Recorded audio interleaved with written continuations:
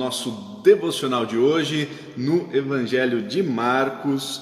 Abra aí a sua Bíblia comigo no Evangelho de Marcos, no capítulo 8. Vamos ler dos versículos 1 até o versículo 21, certo? Então, Marcos, capítulo 8, versículos 1 até o versículo 21. Nós estamos vendo aqui o Evangelho de Marcos e a proposta do Evangelho de Marcos é de um Jesus que está com a vida cheia, com a agenda cheia, corre daqui para lá, de lá para cá, é muita cura, é muito milagre para fazer, é muito ensino para promover, e Jesus está ali ocupado com esse monte de tarefas. E ainda assim ele encontra tempo para se relacionar com as pessoas, para se relacionar com os discípulos, para ministrar cura junto das pessoas. Nós vemos um Jesus aqui que tem compaixão daqueles que estão com ele, e nós vamos ver mais uma vez a graça de Cristo sendo manifesta sobre a vida daqueles que o seguiam.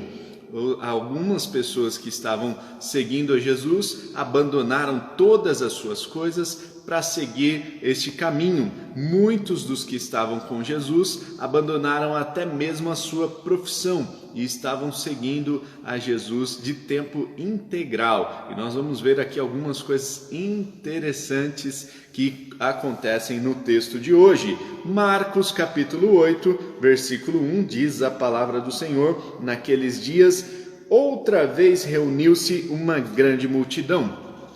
Visto que não tinham nada para comer, Jesus chamou os seus discípulos e disse-lhes: tenho compaixão desta multidão. Já faz 3 dias que eles estão comigo e nada têm para comer. Se eu os mandar para casa com fome, vão desfalecer no caminho, porque alguns deles vieram de longe. Os seus discípulos responderam: onde? Neste lugar deserto, poderia alguém conseguir pão suficiente para alimentá-los? Quantos pães vocês têm? Perguntou Jesus. 7, responderam eles. E ele ordenou à multidão que se assentasse no chão. Depois de tomar os 7 pães e dar graças, partiu-os e os entregou aos seus discípulos para que os servissem à multidão. E eles o fizeram. Tinham também alguns peixes pequenos. Ele deu graças igualmente por eles e disse aos discípulos que os distribuíssem. O povo comeu até se fartar e ajuntaram 7 cestos cheios de pedaços que sobraram. Cerca de 4.000 homens estavam presentes. E tendo-os despedido, entrou no barco com seus discípulos e foi para a região da Dalmanuta. Os fariseus vieram e começaram a interrogar Jesus. Para pô-lo à prova, pediram um sinal do céu. Ele suspirou profundamente e disse: por que esta geração pede um sinal milagroso? Eu lhes afirmo que nenhum sinal lhes será dado. Então se afastou deles, voltou para o barco e foi para o outro lado. Marcos capítulo 8, versículo 14 diz... Continua aqui, Os discípulos haviam se esquecido de levar pão, a não ser um pão que tinham consigo no barco. Advertiu-os Jesus: estejam atentos e tenham cuidado com o fermento dos fariseus e com o fermento de Herodes. E eles discutiam entre si, dizendo: é porque não temos pão. Percebendo a discussão, Jesus lhes perguntou: por que vocês estão discutindo sobre não terem pão? Ainda não compreendem nem percebem? O coração de vocês está endurecido? Vocês têm olhos, mas não veem, têm ouvidos, mas não ouvem? Não se lembram quando eu parti os 5 pães para os 5.000? Quantos cestos cheios de pedaços vocês recolheram? 12, responderam eles. E quando eu parti os 7 pães para os 4.000, quantos cestos de pedaços vocês recolheram? 7, responderam eles. Ele lhes disse: vocês ainda não entendem? Até aqui, irmãos, vamos fazer uma pausa para entender estes sinais aqui que Jesus estava dando com esses milagres que ele estava promovendo. Vamos ver aqui no começo do texto, tem a narrativa da segunda multiplicação de pães.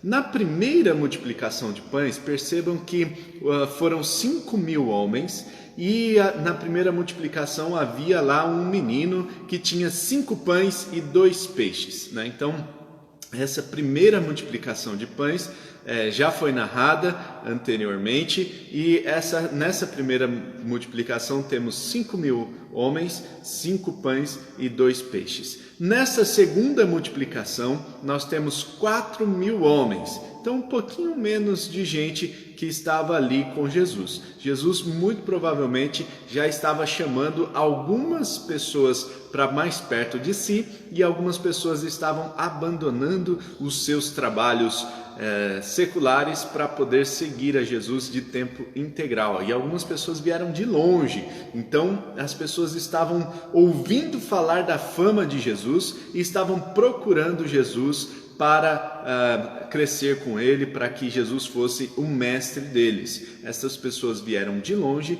e chegaram até Jesus. Jesus então ensina essas pessoas, Jesus mantém essas pessoas próximas a ele durante 3 dias. E durante 3 dias eles não comeram. Imagine só, durante esses 3 dias ouvindo Jesus falar, ouvindo os ensinamentos do mestre, no entanto eles não comeram. Então eles estavam com muita fome. Jesus tem compaixão, Jesus olha para essa multidão com uma compaixão em seu coração, movido de compaixão, ele diz para os discípulos providenciarem pão. Eles estavam numa região desértica, então nessa situação seria muito complicado eles proverem pão. Afinal, procuraram ali entre eles e conseguiram achar 7 pães. 7 pães e alguns peixes. Não temos a informação de quantos peixes eram, né? Diz o texto que são alguns peixes pequenos. Então nós temos na primeira multiplicação 5.000 homens, 5 pães e 2 peixes. Na segunda multiplicação, 4.000 homens, 7 pães e alguns peixes. Na primeira multiplicação, 12 cestos foram recolhidos das sobras da multidão. Na segunda multiplicação de pães, nós temos 7 cestos recolhidos para que não fosse desperdiçado nada. Então, na primeira multiplicação, 12 cestos, na segunda multiplicação, 7 cestos. Não faça confusão, hein? É muito número, né? Mas esses números vão trazer um sinal para a gente. Então, fica atento a esses números aí, porque daqui a pouco Jesus vai trazer um entendimento e a nossa mente vai, pum, né? Então, nós vamos entender algumas coisas por causa desses números que Jesus trouxe para a gente, tá? Todos esses números têm um propósito de ser, né? De repente, depois de promover esse milagre, os fariseus encontram Jesus e começam a pedir um sinal. Então os fariseus vieram e começaram a interrogar Jesus para pô-lo à prova, pediram um sinal do céu. Queriam que Jesus mostrasse algum sinal miraculoso na frente deles, e algum sinal que fosse algo que apontasse para Deus, né? Então eles estavam esperando esse sinal milagroso, né? Que Jesus apontasse para eles, como se os céus se abrissem sobre Jesus naquele momento e acontecesse alguma coisa diante dos fariseus. Mas o que Jesus diz para eles é o seguinte: nenhum sinal lhes será dado, né? Porque eles teriam que entender que o sinal que Jesus iria dar era o sinal da cruz. Mais para frente, num outro texto, inclusive num texto correlato a esse, num texto de Mateus, Jesus fala sobre o sinal de Jonas. Então o sinal de Jonas seria o sinal, Jonas permaneceu 3 dias e 3 noites dentro do grande peixe, e depois ele foi cuspido para fora, Então ele passou por um momento de morte, vamos dizer ali, assim, e depois ele foi ressuscitado. Jesus, ele passou pela cruz e no 3º dia ele ressuscitou. Então este seria o único sinal dado por Jesus. Aqui no texto de Marcos, Marcos não enfatiza este sinal de Jonas, mas ele remete ao sinal da cruz, né? Então ele sinaliza aqui o sinal da cruz. Jesus não vai dar nenhum sinal para os fariseus, mas aguardem que o sinal maior vai ser dado lá na cruz. E aí depois, no versículo 14 até o versículo 21, Jesus confronta os seus discípulos, dizendo: vocês não entenderam o que está acontecendo, não? Né? Os discípulos haviam se esquecido de levar pão, e Jesus os advertiu: estejam atentos e tenham cuidado com o fermento dos fariseus e com o fermento de Herodes. E aí os discípulos começaram a pensar assim: puxa, peraí, ele está falando de fermento, deve ser porque a gente não trouxe pão. Então, porque a gente não trouxe pão, ele está falando aí para a gente não comprar o fermento dos fariseus e não comprar o fermento de Herodes. Mas Jesus não estava falando especificamente sobre esse fermento físico. O assunto aqui não é panificação, não é padaria, né? Mas é muito além disso, né? E o que quer dizer então esse fermento dos fariseus? O fermento dos fariseus, irmãos, sinaliza aqui para os discípulos para que eles tivessem muito cuidado com a falsa religiosidade. Naquela época havia então esse grupo de fariseus, esse grupo de judeus que eram homens estudiosos da palavra de Deus. Eram homens que jejuavam 2 vezes por semana, às quartas e às sextas-feiras. Eram homens extremamente rigorosos na prática da lei. Eram homens que se dedicavam à leitura, à meditação, à vida de oração. Eram homens extremamente zelosos na prática religiosa. No entanto, eles vieram a se tornar hipócritas. Então, eles vieram a se tornar legalistas, homens que impunham leis sobre outras pessoas, leis impossíveis de praticar. Eles interpretavam a lei do Antigo Testamento, traziam leis que não estavam muito bem escritas lá no Antigo Testamento, e eles traziam leis que eram impossíveis de se colocar em prática. Por isso, Jesus fala para que os fariseus tomem cuidado com essa falsa religiosidade. O fermento dos fariseus aqui não tem nada a ver com a panificação. O fermento dos fariseus tem a ver com a prática da falsa religiosidade. Pessoas que dizem que oram, dizem que leem a Bíblia, dizem que são crentes, né, que têm muita fé em Deus, no entanto, as suas próprias vidas não denotam isso, não mostram isso, né? Então, eles precisavam tomar cuidado com o fermento dos fariseus e também precisavam tomar cuidado com o fermento de Herodes, né? Quem foi esse Herodes? Nós vimos aqui em alguns capítulos previamente, né? Nós vimos que Herodes foi aquele que decapitou a João Batista.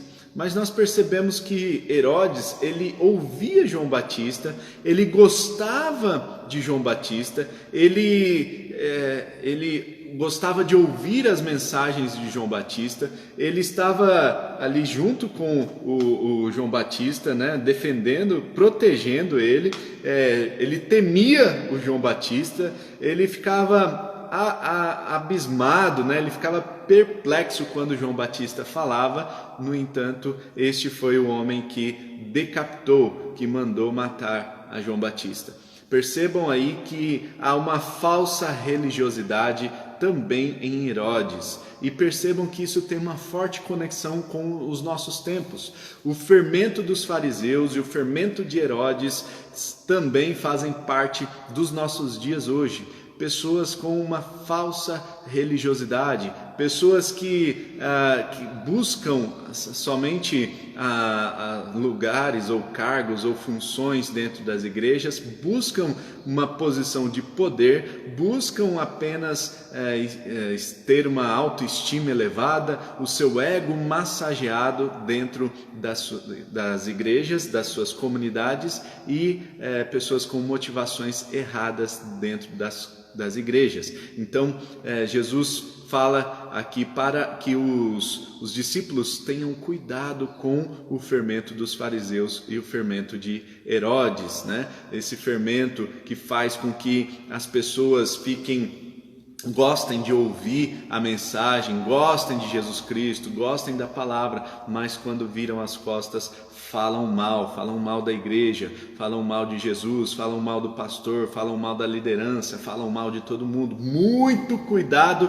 com esse tipo de atitude. É condenável segundo o relato bíblico aqui que nós vemos, esse fermento dos fariseus e o fermento de Herodes. Muito bem, então nós temos aqui, a partir do versículo 16 de Marcos capítulo 8, Jesus tentando trazer um entendimento aqui sobre aqueles sinais, aqueles milagres que foram realizados previamente. E especificamente sobre as duas multiplicações de pães. Na primeira multiplicação, lembrem que eu disse, 5 pães, 2 peixes, 12 cestos foram recolhidos, 5.000 homens foram alimentados. Aqui nessa segunda multiplicação de pães, 7 pães, alguns peixes, 4.000 homens alimentados e 7 cestos foram recolhidos. E o que esses números, o que essa numerologia tem a ver com o sinal que Jesus estava querendo ensinar? Percebam que a maioria dos milagres operados por Jesus tinha algum objetivo por trás, né? Então, esse objetivo, claro que o objetivo maior é glorificar a Deus, claro que o objetivo maior é que as pessoas creiam que Jesus é o Filho de Deus, e neste caso não foi diferente, né? Então, Jesus queria mostrar ali que ele era o Filho de Deus, mas ele queria mostrar também que ele tinha uma forte conexão com o Antigo Testamento. Ele vem para cumprir a palavra do Antigo Testamento, e ele vem para multiplicar os pães, assim como Moisés havia feito lá no Antigo Testamento, mais precisamente no deserto, quando ele clamava e vinha o maná dos céus. Então, neste relato especificamente, nós temos da segunda multiplicação de pães, nós temos aí Jesus falando ou o texto falando, né, que eles estavam numa região desértica, assim como Moisés estava no deserto junto com o povo. Nós temos o relato bíblico dizendo que sobraram 7 cestos, né? Então 7 remete a Deus, que é o número perfeito, né? Então aqui mostrando que Deus estava presente nessa multiplicação de pães, né? 7 pães foram multiplicados para 4.000 homens e foram recolhidos 7 cestos cheios, para que não sobrasse nada e para que eles comessem mais tarde. Percebam que Jesus, por meio da multiplicação dos pães, ele estava então entregando toda a glória a Deus. Ele estava dando aqui alguns sinais para que as pessoas lembrassem do próprio Deus, lembrassem também do Antigo Testamento, né? Como foi feito lá com Moisés no deserto. Aquele povo não passou fome porque Deus proveu o maná que vinha do céu, e as pessoas foram alimentadas durante 40 anos. Não foi só durante os 3 dias, né, que eles ficaram no deserto, mas foram durante 40 anos que esse milagre foi feito diariamente. Amém, irmãos? Então Jesus ele quis ensinar isso, e ele nos adverte em relação ao fermento dos fariseus e ao fermento de Herodes. E é uma chamada para que nós olhemos para dentro de nós mesmos e perguntemos a nós mesmos: qual é a nossa motivação de estar frequentando a igreja? Qual é a nossa motivação de estarmos próximos a Jesus Cristo? Qual é a nossa motivação em nos tornarmos crentes? Hoje em dia é até uma questão de status, né? Eu sou evangélico, eu sou cristão. Tem gente que coloca agora no perfil do Instagram cristão, né? Coloca lá bem grande para que todo mundo veja na bio, né? Na biografia da pessoa, coloca lá que a pessoa é cristã, né? Então, hoje em dia, há um certo status que rodeia essa questão de ser cristão, né? E qual é a sua motivação em ser um cristão? Será que é verdadeiramente glorificar a Cristo, glorificar as obras de Deus, glorificar a Deus por meio da sua vida? Ou será que tem sido apenas obter algum status ou alguma vantagem por ser cristão? Eu quero te adiantar que não tem muita vantagem não, viu? O que nos aguarda é perseguição. O que Cristo promete para os seus seguidores é perseguição. Se faz sentido para você, dá um comentário, deixa o seu comentário, deixa o seu joinha aqui nesse vídeo e eu quero orar por você, orar para que o nosso dia seja abençoado no dia de hoje. Pai, muito obrigado por este devocional, obrigado pela sua palavra que nos desafia, Senhor, a vencer e não nos deixarmos ser contaminados por esse fermento dos fariseus, o fermento de Herodes. Deus, que nosso coração esteja sinceramente voltado para o Senhor, para a sua obra. Senhor, que nós possamos dedicar as nossas vidas completamente ao Senhor, que possamos oferecer a Deus a nossa vida como um sacrifício verdadeiro de adoração ao Senhor e que o Senhor receba este sacrifício, ó Deus, que em nome de Jesus o Senhor nos proteja, nos ajude com a nossa mente e coração purificados, santificados, que o Senhor nos ajude a não nos deixar contaminar com o fermento dos fariseus, com o fermento de Herodes. Não nos deixe contaminar, ó Deus, pela falsa religiosidade, não nos deixe contaminar, ó Deus, por aquilo que não vem do Senhor. Que em nome de Jesus estejamos preparados para tudo que o Senhor quer fazer na nossa vida no dia de hoje. Que em nome de Jesus que nós estejamos plenamente capacitados para as bênçãos que o Senhor vai derramar sobre as nossas vidas. E que essas bênçãos, ó Deus, possam ser maravilhosas, possam ser grandiosas, possa nos impulsionar para experimentarmos coisas maiores ainda, coisas sobrenaturais no reino de Deus. Que em nome de Jesus a sua presença nos encha. Que em nome de Jesus nós sejamos plenamente cheios do teu Espírito Santo, ó Deus, e prontos para servir ao Senhor e para glorificar o teu santo nome. Obrigado, ó Deus, pelo dia de hoje. Obrigado porque as suas misericórdias se renovam sobre as nossas vidas. Obrigado, ó Deus, porque o Senhor fala conosco, o Senhor cuida de cada um de nós. Que o Senhor continue nos abençoando, continue cuidando da gente, que a gente cumpra o teu propósito, o teu bom propósito no dia de hoje, que sejamos bem-sucedidos e prósperos, que o Senhor derrame a tua paz em tudo que nós fizermos. Nós oramos agradecidos em nome de Jesus. Amém. E amém. Amém, irmãos. Deus abençoe, que você tenha um ótimo dia e eu quero ouvir aí os testemunhos das bênçãos que o Senhor está promovendo na sua vida. Amém? Que Deus abençoe. Lembre-se sempre, viu? Tamo junto. Tamo junto, até amanhã, 6h30 da manhã, aqui no Instagram, ao vivo, temos o nosso devocional. Lembrando que esse vídeo fica disponível no IGTV e também no YouTube, para que você possa compartilhar durante o dia com os seus amigos. Deus abençoe, até amanhã e tchau.